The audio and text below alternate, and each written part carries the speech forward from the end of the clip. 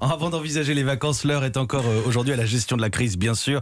Un nouveau conseil de défense sanitaire ce matin. Le gouvernement veut toujours se donner le temps d'examiner les effets des mesures déjà prises dans 19 départements. À l'heure actuelle, pas de signe d'accalmie et désormais 62 départements où le taux d'incidence dépasse le seuil d'alerte. Louis Dragnel, bonjour. Bonjour. Dans ces conditions, sur quelle piste planche l'exécutif ? Eh bien, depuis le début de la semaine, l'exécutif tâtonne. Lundi, on nous expliquait que la situation n'était plus tenable et qu'il n'était pas possible d'échapper à un confinement territorialisé.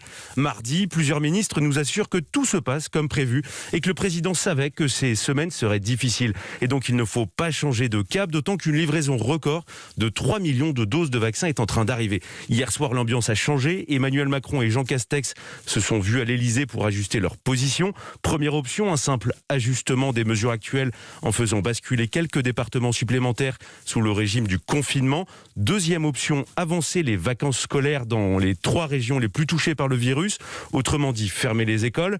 Enfin, troisième option, un confinement dur pour donner un gros coup de frein au brassage et interaction sociale. Emmanuel Macron voudrait à tout prix l'éviter et il est toujours à la recherche d'une troisième voie qu'il n'aurait pas encore trouvée à cette heure, selon plusieurs sources.